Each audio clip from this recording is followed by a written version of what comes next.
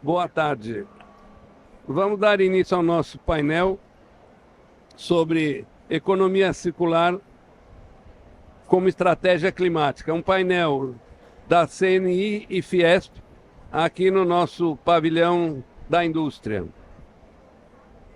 Nós vamos ter também como keynote speaker a ministra Isabela Teixeira, que está chegando. Eu espero que ela possa fazer o keynote de abertura dela sobre recursos. Então, tivemos sorte, que ela chegou no horário. Bora lá. Isabela, é o canal 12. Para toda. Seu microfone está aqui. Não, ele faz show. Se você quiser falar do pódio, não pode. Não. Então, vamos dar início, como disse, ao painel Economia Circular como Estratégia Climática, aqui no pavilhão da indústria, esse evento promovido pela CNI e pela Fiesp, e que tem a honra de receber a ministra Isabela Teixeira, que é co-presidente do painel internacional de recursos da ONU, o International Resource Panel, que vai fazer uma abertura para nós sobre as questões dos recursos e da circularidade como consequência para o melhor uso desses recursos. Eu nem sabia que ia fazer abertura. Ainda bem que todos aqui temos a capacidade de improvisar. Não é um improviso. Na realidade, imaginei que eu viesse para um debate, mas tudo bem, vamos embora. Não, mas... Não, vamos embora, não tem problema. Eu posso fazer essa fire starter, isso não é um problema para mim, ok? Mas tudo bem. Bom, primeiro, boa tarde a todos. Desculpe o pequeno atraso, eu estava ali na Finlândia fazendo uma conversa também. Mas eu acho que eu gostaria, como co-presidente do painel de recursos naturais, o recurso da ONU, o International Resource Panel, vocês sabem que é o painel científico que acompanha toda a discussão sobre circularidade no mundo. Tá? E a circularidade está no conjunto das novas economias orientadas para soluções, inclusive climáticas. Tá? E por quê? Porque lida exatamente com a pressão das atividades econômicas e dos estilos de vida sobre a natureza. É isso que está no jogo. Os países em desenvolvimento, os países pobres, têm uma pegada de recursos naturais 15 vezes menor do que num país desenvolvido. Então, isso tem a ver com estilo de vida, tem a ver com o consumo, tem a ver com como é que nós produzimos bens, tem a ver com a indústria, tem a ver com toda uma mudança de comportamento no mundo que caminha para 10 bilhões de pessoas e claramente você tem um limite, tá, de oferecer recursos naturais para todo mundo. E materiais e novos materiais. No topo do debate hoje, o que está mais em evidência, você tem duas situações bem ilustrativas, na verdade são três. No debate de recursos materiais e novos minerais, os minerals, como chama, a discussão de minerais críticos está na mesa e é uma discussão que retrata exatamente os desafios de problemas, que a gente chama em inglês long problems, que lidam com a variável de governança e a variável de política. Politics e governance estão nessa trajetória quando você está lidando com problemas de escala global e de longo prazo, né? Problemas longos, não é longo prazo, são problemas longos. Eles são complexos. E, obviamente, quando você traz a discussão de soluções, que é o que está acontecendo aqui na COP, você vai olhar, sim, na era climática, uma convergência com outras eras. A era da natureza, que a gente chama de Nature ou Bio-Age, que é a natureza como provedora de soluções, muitas vezes traduzido como as chamadas soluções baseadas na natureza, mas não somente, também traduzida pela apropriação dos recursos naturais e os impactos que vão derivar disso. Então, isso é uma discussão extremamente interessante e oportuna, porque se você for para realmente dirigir as soluções climáticas, ela tem dois caminhos, dois tracks. Uma é a questão da eletrificação e a outra é a questão da descarbonização. Todos esses dois caminhos, e se você for para o terceiro, que o Brasil está querendo trazer, que é da conservação da natureza, restauração e conservação da natureza, todos são dependentes de recursos naturais, sem exceção. Eu não consigo fazer uma nova indústria sem o mundo digital tecnológico. Eu não consigo gerar energia renovável, com planta, com placas solares, etc., sem os minerais críticos estratégicos e sem a indústria digital tecnológica. Eu não faço a revolução da indústria sem a questão digital tecnológica na sala. Eu não consigo trabalhar uma visão de desenvolvimento do mundo competitivo, com produtividade, com novos mercados, sem entender a apropriação de recursos naturais, portanto, e recursos materiais.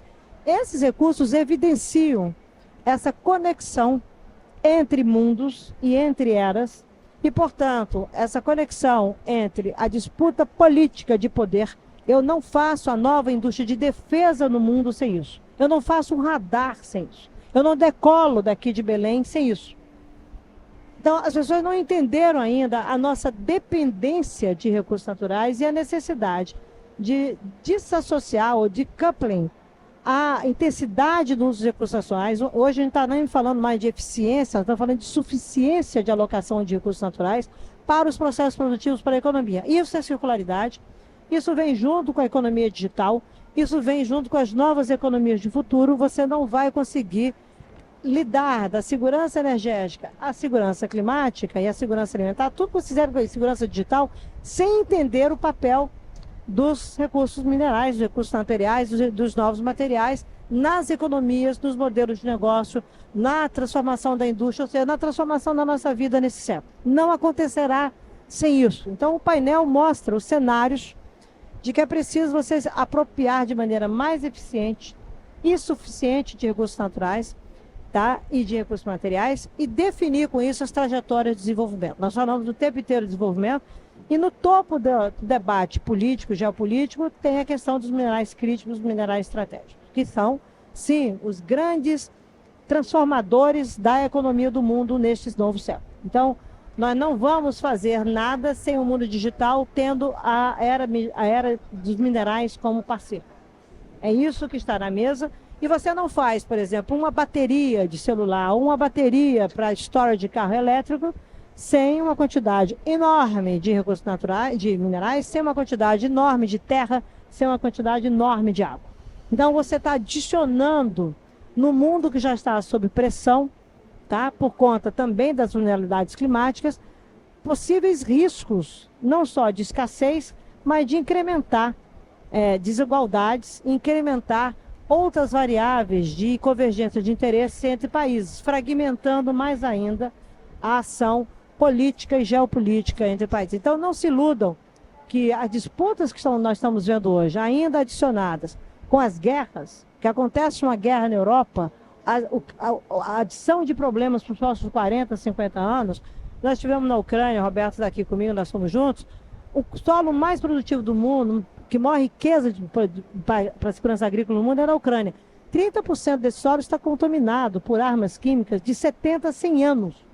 Nós já compramos uma crise inflacionária na segurança alimentar do mundo. Já está comprado por uma guerra provocada na Europa, que ameaça o mundo e que tem a indústria de hard power, de defesa, associada à indústria digital tecnológica. Então, se não tivermos o entendimento disso, não tivermos como é que nós temos que discutir a própria questão de financiamento, não pode ser o financiamento climático dissociado dos trilhões de dólares que estão sendo alocados para o boom de inteligência artificial. Esse boom de inteligência artificial, junto com o futuro boom de inteligência quântica, eles vão transformar e vão impactar os financiamentos de desenvolvimento que os países têm acesso. Essa COP começa a revelar o que é uma agenda de ação. O setor privado, o setor financeiro, os outros atores não Estado, vão estar na sala assumindo responsabilidades, mas também assumindo, no meu entendimento, uma capacidade de inovar, tá, no formato de soluções do mundo, o que mostra com isso uma nova dinâmica do exercício político de politics, da geopolítica, e o exercício político da climate politics e do nature politics. O Brasil é um país que precisa fazer escolhas a partir disso sobre o seu desenvolvimento. Tudo que nos traz até aqui com alguma vantagem em relação ao mundo, e temos, as decisões não foram motivadas pela questão climática, uma matriz elétrica renovável, a decisão não foi motivada por isso. Tá? Uma questão do Brasil ter um campeão em produção de alimentos não foi motivada com a crise climática na sala. Então, e nem a crise da natureza. Existia um conceito de abundância que a gente alinha com desperdício. Então, não tem que tratar risco, vulnerabilidade junto com escassez.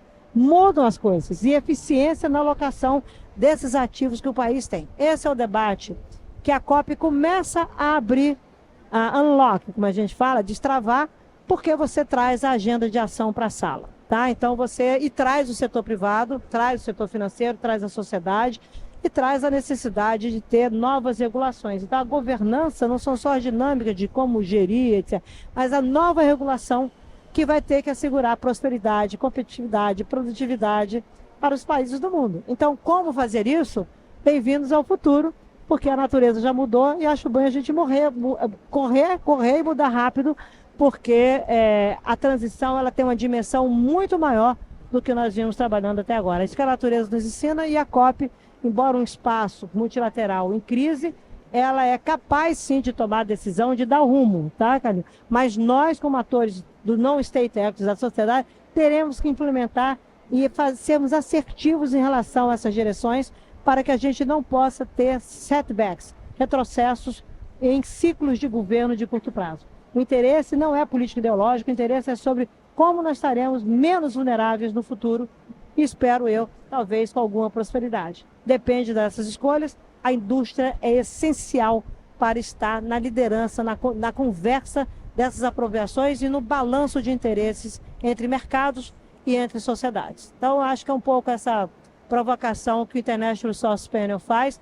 o seu relatório Global Resource Outlook, que saiu ano passado, é o nosso flagship, o segundo, vai sair o próximo em 2028, e saíram duas peças, um think piece meu e do outro co-chair, Yannis Potočnik, que mostra um call to action, então está lá toda a formulação estratégica, política, de como é que nós vamos lidar com essas decisões de mundo, e o novo relatório sobre finanças e minerais críticos do Paul Enkens, que esteve conosco na conferência há 2 anos atrás, que o IBRAM promoveu na Amazônia, mostrando as escolhas, como, por exemplo, a criação de uma agência internacional de minerais ou uma agência internacional de recursos naturais. Esse é um debate internacional, como na crise de petróleo nós criamos a Agência Internacional de Energia.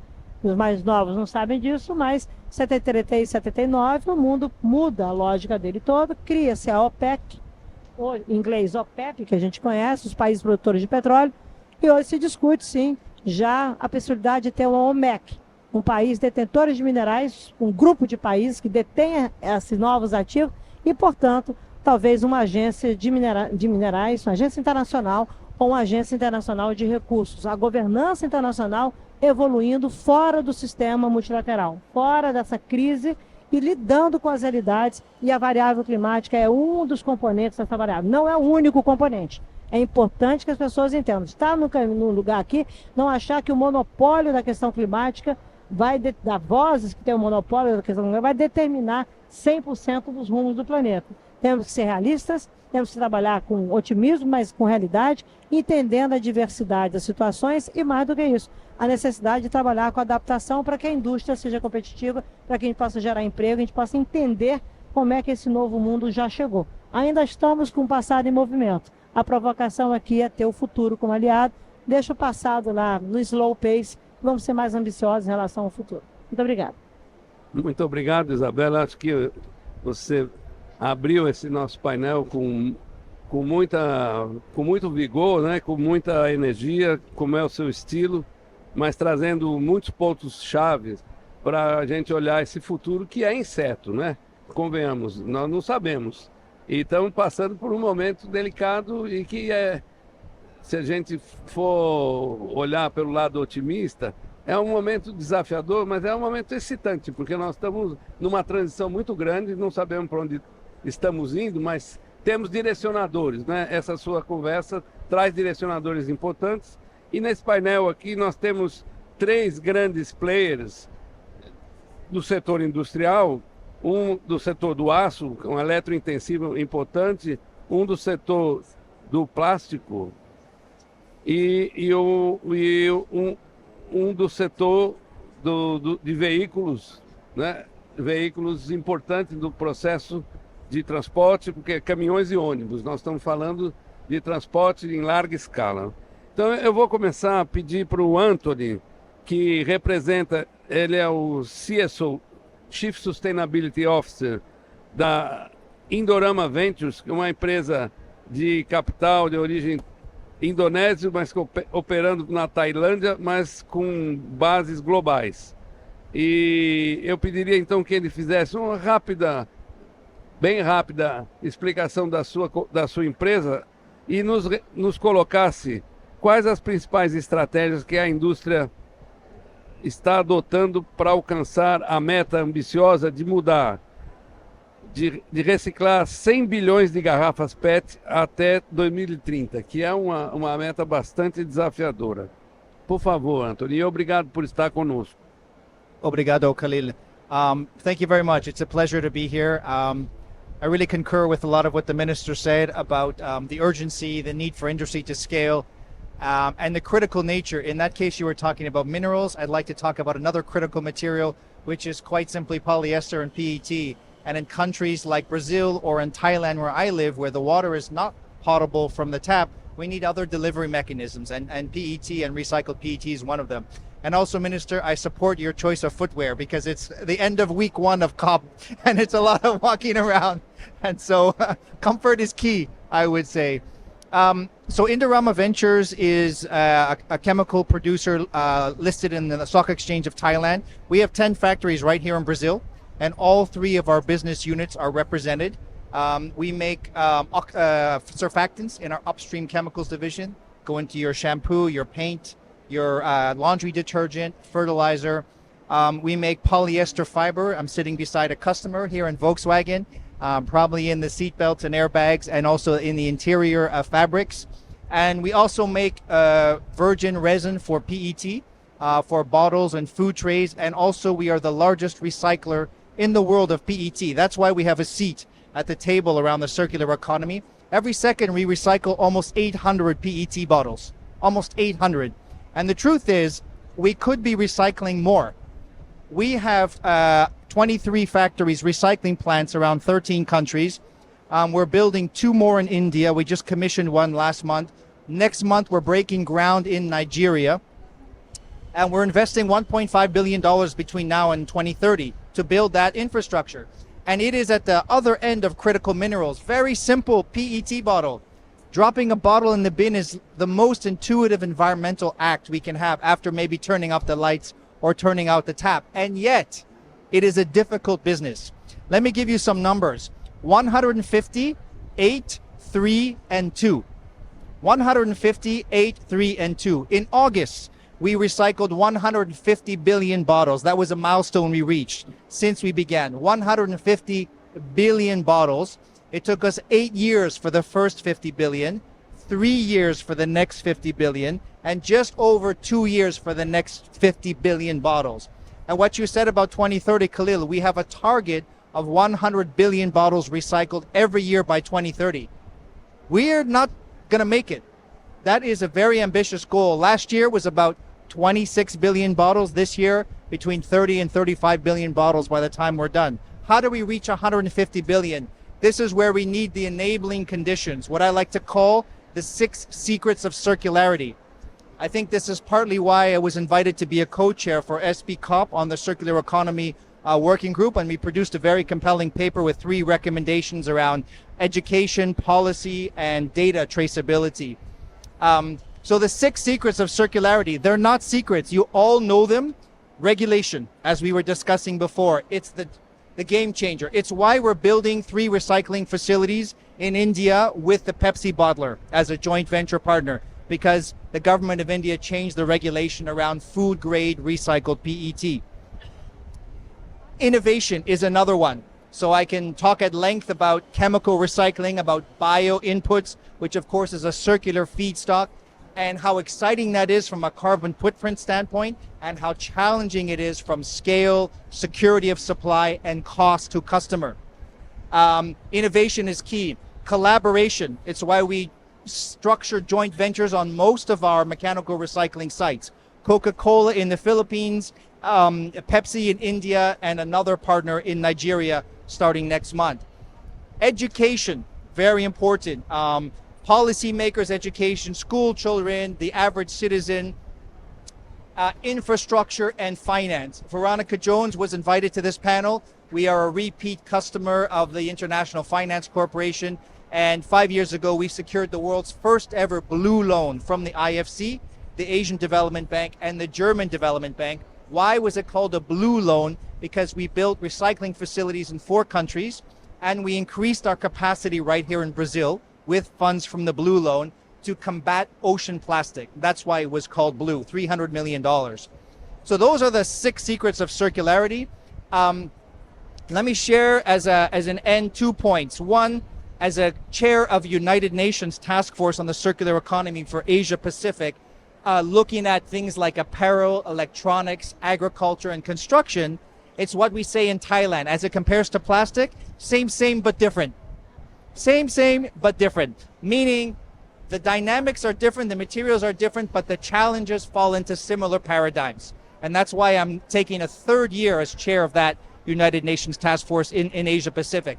And finally, I'll end on a note of hope that is born right here in Brazil. Minister, please make note of this. It's called green mining.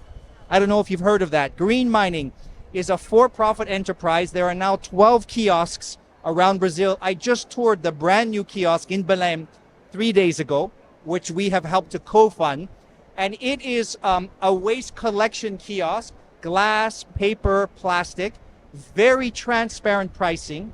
The collector who's getting 3 reais per kilo of PET is getting 90% of that amount, and 10% is going to green mining, and we are paying the 100%, and we'll take those used bottles as feedstock for our recycling.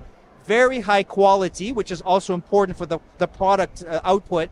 And there are now 12 kiosks embedded in communities, employing 2 to 3 staff with dignity and secure employment at those kiosks. And this is the game changer, where your government has said 1% of corporate taxes can now be diverted to fund this type of organization. That is the game changer. So the message I'm taking back to my bosses in Bangkok is we need to double down on this investment in Brazil and get it to scale and work at a higher level, and then replicate it, not through Indorama, but catalyze its replication in other countries like Indonesia, Philippines, Nigeria, India, all of which are having problems with collection of used bottles.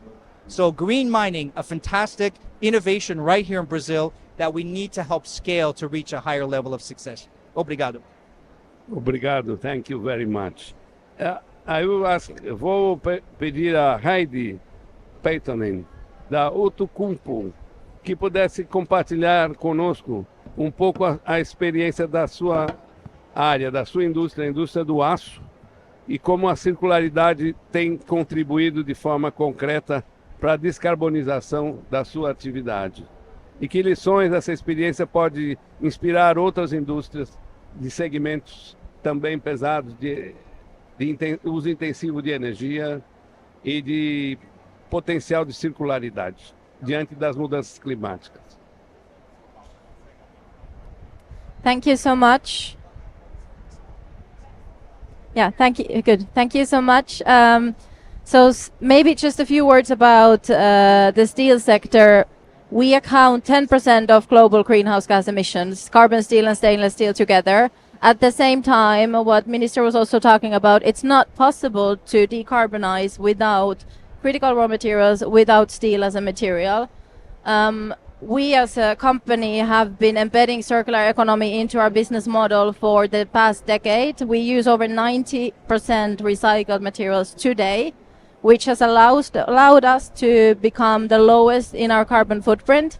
We are up to 75% lower than the industry average. So circularity has been the key enabler to really achieve this for us. And I think it's also important to understand that where the carbon steel is now decarbonizing, stainless steel already heavily, especially in Europe, is relying on recycled raw materials. At the same time, what makes stainless steel, for example, in the automotive sector, in battery boxes, what makes stainless is actually the virgin raw materials that Minister was also talking about.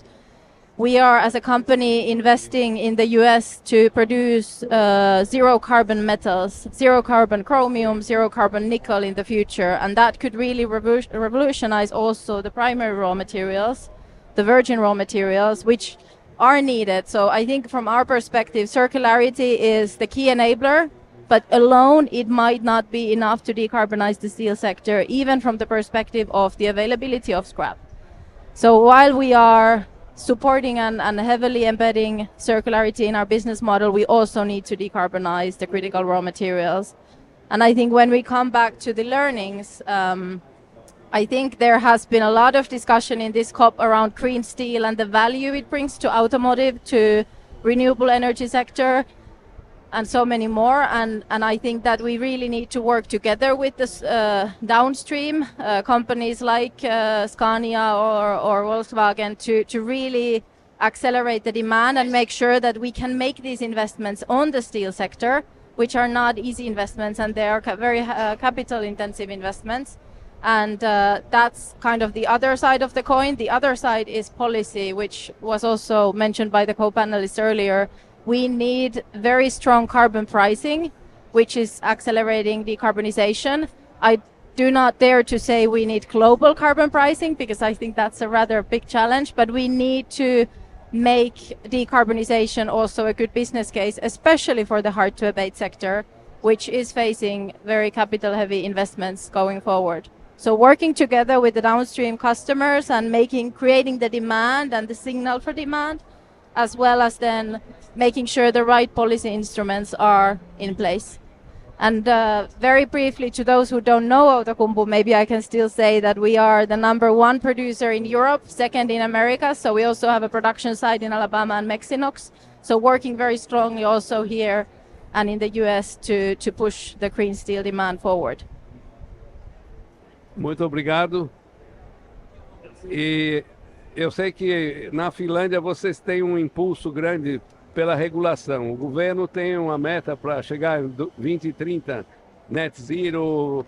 É um país que puxa muito essa agenda da circularidade e é por essa razão que a CNI e a Fiesp fizeram uma parceria com o governo da Finlândia para implantar aqui no Brasil o Fórum Mundial de Economia Circular, né?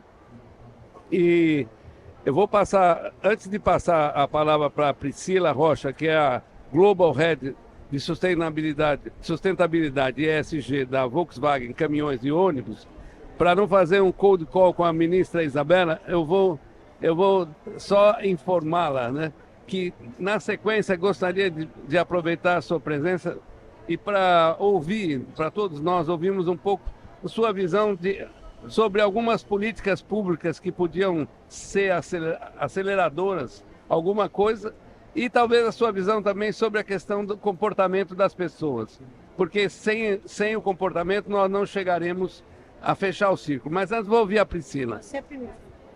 Então, Priscila, falando da Volkswagen Caminhões e Ônibus, né, que inclusive nessa semana aqui mostrou o corredor verde que vocês vão fazer na São Paulo, Rio, na Dutra, mas a pergunta para você é se você podia compartilhar conosco um pouco a experiência da Volkswagen com inovações, soluções circulares e engajamento da rede de valor da indústria automotiva como chave para viabilizar o nosso desafio de net zero na indústria. Obrigada, Kalil. Boa tarde a todos, a todas aqui presentes. Obrigada pelo convite, primeiramente. É sempre um prazer estar aqui nesse palco com vocês. Com a ministra, então, nem se fala. A Volkswagen, só para quem não conhece a fundo a empresa Caminhões e Ônibus, ela é uma empresa genuinamente brasileira, né? Então, é uma empresa que foi criada aqui no Brasil há 40 anos, né? Ela não veio da Alemanha, ela tem um nome alemão, mas ela não é. E ela tem, de fato, já toda a filosofia do que rege aqui o nosso país, né? Então, dentro do portfólio de produtos, a empresa sempre tem tentado, de todas as formas, trazer as melhorias, claro, de eficiência, mais renováveis, mais reciclados.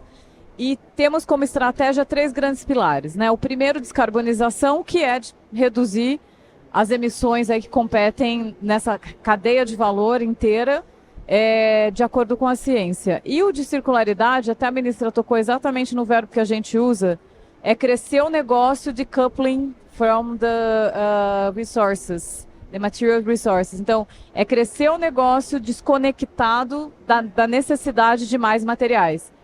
Parece um paradigma, mas não tem que ser, né? A gente tem que cada vez mais fechar o ciclo, ser mais eficientes, com projetos melhores, e aí a gente vai reduzindo essa dependência de materiais. E o terceiro pilar, claro, não menos importante, é a transição justa e inclusiva, porque o mundo é feito de pessoas e a gente não faz isso sem as pessoas. E focando mais na economia circular, dentro desse objetivo de crescer o negócio desconectado do uso de recursos, nós trabalhamos com 4 linhas de ação.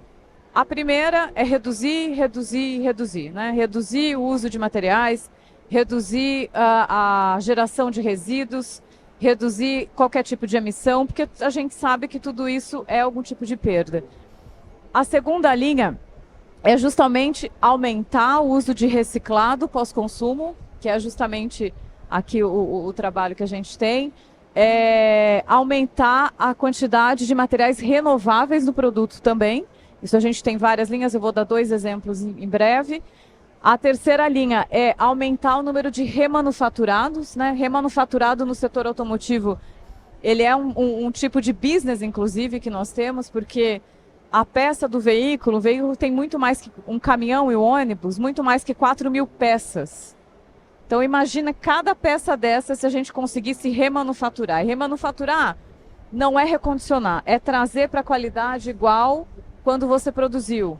Então a gente tem uma grande linha aí de remanufaturados e temos metas para aumentar esse business, justamente porque a gente põe no mercado material que não vai ser virgem novamente, né? E desafios também, porque a gente pode, de repente, ter o remanufaturado dentro do nosso próprio veículo. Só que, como já dito aqui pelos colegas, existe a questão também do mindset, né? Não adianta só eu ter lá, eu tenho um bloco motor. Alguém usaria um bloco motor remanufaturado no seu veículo? Eu dou a garantia. Então, assim, dentro do nosso próprio universo também existem barreiras que a gente precisa vencer e mostrar que a gente precisa de todo mundo dentro da cadeia para fazer, de fato, a economia circular ser circular, né? E, por último, a questão das parcerias. A gente não consegue ir longe sem fazer toda essa divisão, né? Como dito aqui pela nossa colega de painel, quando se fala do aço, né? Eu sei que é caro pegar o scrap, levar de novo para a fábrica, fazer o reprocessamento. É caro, é bastante caro esse processo. Mas se não sou eu aqui te demandando, vai ficar muito mais difícil, né? E se não é meu cliente pedindo um caminhão mais circular e mais descarbonizado, também vai ficar muito difícil.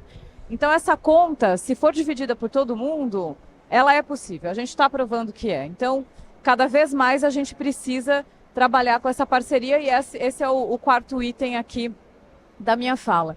E como 2 grandes exemplos que eu trago, né, um já trouxe o Reman, o outro é a porcentagem de reciclado nos materiais. Então, cada vez mais eu tenho o caminhão feito com aço pós-consumo, né?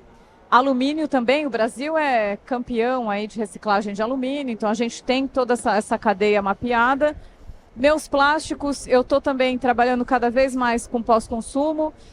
Nós desenvolvemos um tanque, né? O caminhão tem o tanque de combustível, tem o tanque de Arla.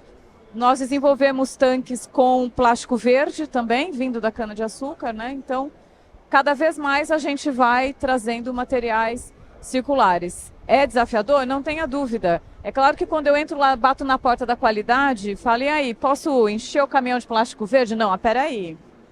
Vamos fazer uma avaliação de resistência de materiais, de tração, de compressão, de o que pode fazer. Vamos fazer.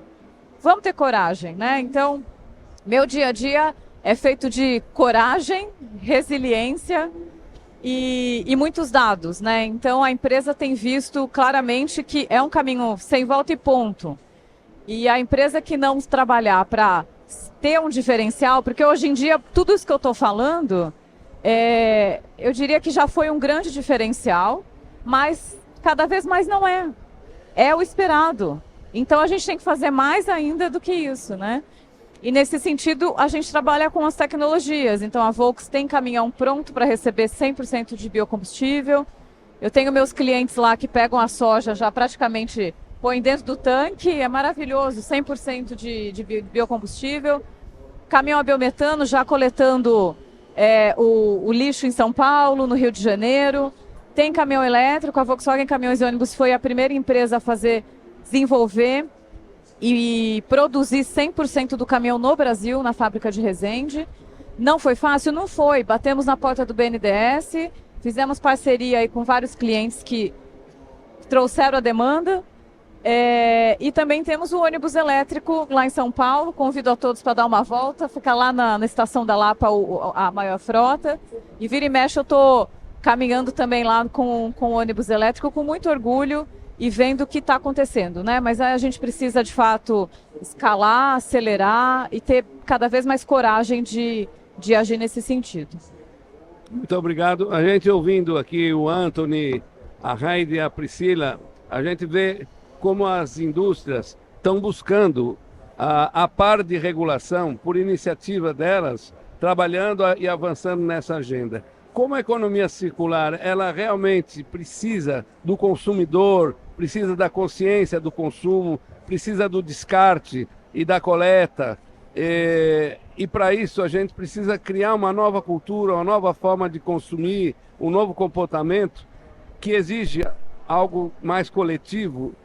Eu queria ouvir um pouco da ministra a sua visão sobre isso e, dentro desse coletivo, aquilo que diz respeito a políticas públicas, não propostas objetivas de política pública, mas no sentido de qual filosofia devia reger a formulação de políticas públicas, porque sem políticas públicas a gente também não vai avançar nessa agenda. O exemplo do plástico, por exemplo, o PET virgem é mais barato do que o PET reciclado. E isso, estava conversando com o Anthony, vai no mundo inteiro, mas tem alguns países que colocaram na regulação que uma porcentagem do plástico tem que ser reciclada. E com isso você resolve esse problema por regulação. Outros podem entrar com incentivo, com taxação, enfim. Tem a questão do carbono que a Heidi levantou. Então, só um pouco da sua visão sobre essa questão do consumidor e da política pública, que é algo que afeta a todos nós. Pela sua experiência. Muito obrigado. Bom, vamos lá, vai ser difícil eu não fazer alguma recomendação mais objetiva, mas eu vou tentar ser mais elegante aqui para não ferir sensibilidades, particularmente no Brasil. Olha só, eu acho que tem talvez 3 premissas que estão colocadas aqui, muito bem colocadas, né, do ponto de vista internacional e do ponto de vista nacional. O Brasil tem que ter alinhamento com o mundo. Não adianta fazer políticas no Brasil para dialogar com o Brasil. Tá? Tem que entender, ou quando existem coisas inovadoras no mundo, isso não ser entendido como inovador, ou o mundo trabalhar isso como barreiras. Ou seja, você trava mercados consumidores importantes se o Brasil tem um importante mercado consumidor. A gente tem que entender, são 220 milhões de pessoas, um mercado ativo aí de 100, 120 milhões de pessoas, nós não estamos falando de um país de 3 milhões de pessoas. Então, entender que trabalhar soluções com um país com magnitude, com escala, requer, sim, uma visão mais estratégica sobre os temas que nós estamos dizendo aqui, das novas economias, num contexto de mudança de mundo, num contexto de mudança climática. E aí, o segundo aspecto as mudanças climáticas não são um tema ambiental, ou uma reserva de mercado de ambientalistas. Elas na realidade, estarão influenciando as dinâmicas de desenvolvimento e as dinâmicas econômicas e tecnológicas e sociais do mundo. Então, foi algum tempo uma reserva de mercado, os ambientalistas cuidaram dessa agenda. Modelar soluções, regulação, competitividade, restrições, preço, formação de preço por restrições ambientais, isso é operar no século XX. Ela acabou, vocês duas falaram, e o senhor e você também, de como que o que é um diferencial vira regra de mercado. Então, a indústria tem que, se ela quiser definir mercado, se ela quiser ter competitividade, se ela quiser ter lucro, e não é feio ter lucro, porque o setor privado vive disso, a ousadia da indústria também é regulada por uma preservação de mercado e uma capacidade de se financiar. Então, é óbvio que uma meta climática não é suficiente para decidir o que o setor privado vai fazer. O setor privado tem que ter uma alocação de capex no mesmo tempo que numa visão estratégica de país onde alguns setores são mais competitivos e outros são menos competitivos no curto prazo e no médio prazo. Então tem que haver pactuação e visão, não só nacional, como internacional. Se eu quero um investimento internacional aqui e esse investimento é capaz de dar escala e replicar internacionalmente, eu tenho que assegurar que ele seja competitivo e tenho que assegurar que o risco de investir no Brasil não esteja da incerteza do risco climático que está no mundo. Eu tenho que oferecer caminhos, Calil, e que as pessoas possam enxergar o curto prazo e o médio prazo sem os retrocessos e sem um voluntarismo político ideológico que muitas vezes que define, sim, governos no curto prazo. É o desafio que eu falei de governança e politics, de problemas longos, né, problemas complexos, que é a questão climática. Tá aí, nós vamos ficar com ela no século, otimistamente, no século. Otimistamente.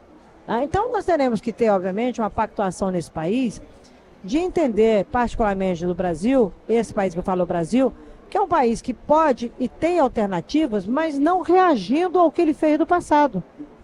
Mas tendo coragem, aí vou parafrasear você citando Chico Buarque, de seguir com viagem, uma ousadia de tomar risco, porque nós temos uma outra era, uma outra dimensão de economia e de parcerias e de lidar com essa envergadura de construir com alianças processos de desenvolvimento inovadores. É óbvio que quando você se depara com uma situação de incerteza na geopolítica que acontece hoje com os Estados Unidos, a guerra tarifária sem sentido, é o que mais se ouve, isso não faz sentido, uma sensação de impotência absoluta, você tem que saber costurar, sim, com o que sempre existiu. Então, vamos embora tentar ver se as organizações tradicionais internacionais podem oferecer alguma resposta, reconhecendo que elas estão no tipping point, elas estão no limite, porque elas foram criadas 80 anos atrás. Você tem uma demanda de lidar com as instituições de um outro jeito. O Brasil tem que lidar de uma maneira diferente com as suas instituições públicas e privadas. Eu não estou dizendo que não seja importante ter o IBAMA, etc., mas você acha que você vai controlar ou você vai dotar de eficiência o desenvolvimento do país com base no licenciamento ambiental do século passado, e que o empresário tem que correr atrás como se tivesse quase... Ele não é reconhecido pelo que ele faz, ele é reconhecido, ele é desconfiado, ele tem uma desconfiança inerente ao sistema, ou que você está fazendo aqui na Amazônia, que você precisa ter as novas economias sem infraestrutura e sem logística? Como que é isso? Numa região que é maior que a Europa. Como é que você quer discutir infraestrutura e logística, inclusive com as fake news proliferando de todo jeito? Você não abrir salas de diálogo e entender as demandas, entender que falar da floresta tropical não é falar da Amazônia legal. A taxa de desmatamento que sai no Brasil é sobre a Amazônia legal, é mais do que a floresta. Pega o cerrado. Então, ou a gente mostra com clareza onde estamos, o compromisso do empresário que opera aqui, tendo lidar com a envergadura do crime organizado, que opera no Brasil, mas ele é transnacional, isso é risco de investimento. Você não ter a educação necessária, uma visão estratégica de educação que permita quem está na Amazônia ter empregos aqui e lá fora, numa qualificação que a Volkswagen, embora esteja de caminhões, seja no Brasil, pode ter seus quadros competindo em outras indústrias e outros países, você não transforma a sociedade. Então você precisa ter saber no curto prazo o que você destrava, o que é necessário para uma transição, mas ter uma visão de futuro pactuada com o Brasil. Leva tempo transformar, mas não leva tempo ser eficiente na transição. Você precisa dotar de eficiência política, econômica, tecnológica a transição. Este país tomou a decisão de acabar com a autossuficiência de petróleo, a independência de petróleo externo. Isso tem 30 anos. Governo Fernando Henrique. Nós importávamos petróleo. Foi uma decisão estratégica do país, mudou toda a governança, tudo. A Petrobras teve rodada zero, muda, BID, indeniza, tudo. Aí fomos para o desafio do pré-sal. Atingimos o governo Lula, o primeiro governo Lula, deu autossuficiência. Foi para a fronteira do pré-sal. Na fronteira do pré-sal, nós viramos um produtor estratégico e exportador de petróleo.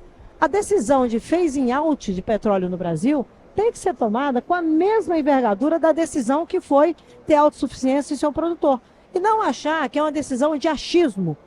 Não acho isso. Ou vamos politizar. Sou contra isso. Então tá bom, vamos parar de ter o maior sistema público de saúde do mundo, grátis, grátis, porque parte do dinheiro da exploração de petróleo e de minérios financia isso, e a educação também. As escolas, as universidades públicas vêm disso. Então, qual é o debate que o Brasil precisa fazer? Ele precisa fazer escolhas sobre o seu desenvolvimento, ele precisa entender quais são as suas vulnerabilidades. É uma era climática, é uma era digital tecnológica, que não pode ser com base só no que nós chegamos até aqui. É o que nós queremos ter. E esse queremos ter é exatamente o que vocês todos falaram. Eu quero ter mais investimento, eu quero, minha empresa faz isso, eu quero destravar, eu coloco o produtor rural abastecendo direto, etc. Além disso, daqui a 10 anos, daqui a 20 anos, o mundo é disruptivo. Quais são as alianças que precisam ser feitas hoje para que eu seja sócio do futuro? Então, eu faço uma transição entendendo como é que o aço virá daqui a 20 anos, daqui a 30 anos. Como é que os raw materials vão estar na equação com a inteligência quântica, além da inteligência artificial. Como é que o mundo digital tecnológico vai nos influenciar, além de usar mobiles. Né? E eu acho uma delícia, termino com 2 exemplos do que é o Brasil, o segundo país, o terceiro país do mundo em rede social e uso de internet. Né? E nós temos, eu uso um celular que é o símbolo dos Estados Unidos, né? Que é a Apple. 30% da tecnologia que está aqui dentro é da Huawei, é japonesa. E não se faz isso sem 14 minerais críticos de estratégia. E a pessoa pega isso para denunciar, filmar e gravar contra a mineração no mundo, contra tudo. Você vai fazer o TFFF, que é o Fundo de Investimentos das Florestas Tropicais, excelente, a Amazônia reconhecida, sim, com a importância da sua preservação. O dinheiro que entra é da indústria de petróleo, que precisa financiar isso para os seus próprios futuros, de poder fazer justiça a um problema que eles criaram. Então, não dá para querer solucionar brigando com todo mundo. Ou, como o Brasil tem uma mina importante de terras raras, o Brasil deve ser a maior reserva de terras raras, não vai ser a China. Essa empresa é americana, ela está no estado de Goiás, produz com melhor tecnologia e 100% do que é produzido no Brasil são exportados por uma empresa americana para a China. Bem-vindo ao mundo real. Bem-vindos ao mundo real. Esse é o mundo que nós temos que lidar para transformar a regulação, acabar com esse greenwashing no Brasil, né? O washing, o greenwashing. E ser pragmáticos, entender onde estamos. Somos um país, sim, que podemos estar melhor no futuro, mas nós temos que lidar melhor com as nossas condições de presente. Não é política ideológica, são escolhas do povo brasileiro e a responsabilidade de podermos prover o mundo de soluções também. E aí talvez a gente comece a entender que a agricultura, que a mineração, que o petróleo, que todo mundo tem responsabilidade na transformação do mundo, não são só vilões. Contar história a partir de vilania é pequeno poder. Está na hora do grande poder, da grande política, voltar para uma grande democracia que recebe o mundo, que tem manifestação, que tem sim. Isso é um país democrático, eu tenho muito orgulho de ser brasileira, porque não tem muito para ter democracia nesse país. Não apequenem a democracia, não apequenem os países e não apequenem as causas. Tem que parar com esse jogo de que todo mundo é vilão. Tem muito mais provedor de solução. Ninguém aqui, o crime se combate. Transformar a classe média, transformar o desenvolvimento do país, está sob a responsabilidade das novas políticas públicas, da capacidade de dialogar e entender o mundo nas suas contradições. O resto, para mim, é gente querendo viver de problemas, de pequenos poderes, dizendo que com isso é dono da verdade. Não tem dono da verdade, é do povo, é da sociedade. Está na hora do Brasil cuidar do Brasil. Muito obrigado. Muito obrigado. Eu acho que a gente só pode agradecer aí as suas colocações, que nos inspiram e nos educam também, né? Esse painel aqui é um exemplo do que você falou de inserção global. Nós estamos aqui com Tailândia, Indonésia, estamos com a Finlândia, estamos com a Alemanha e com o Brasil, obviamente. Nós estamos com segmentos diferentes da indústria, mas com posturas, você vê, posturas inovadoras, posturas corajosas, e são agentes de mudança e que trabalham em cooperação e, em muitos casos, com sinergia. Como ele mesmo colocou, tem produto que, da produção da Indorama que a Volkswagen usa, tem produto que a Volkswagen usa que vem da Ocupunto, enfim. Nós estamos num processo de colaboração, porque esse é o caminho e o mundo que a gente espera e o que a gente quer é esse mundo de colaboração, cooperação, e aonde a gente ainda conta com lideranças como você, Isabela, que nos traz aqui um pouco de luz, né? Bastante, aliás. Muito Só, obrigado. O Brasil é o Brasil e é um país genial. Essa gente bronzeada, como eu gosto de falar em francês clássico, é do cacete. Cara, vamos trabalhar, entendeu? Porque eu não aguento mais a chorumbela de reclamar. Trabalhem que o Brasil vai ajudar o mundo. O mundo precisa do Brasil. Então vamos lá. Muito obrigado a todos. Muito obrigado.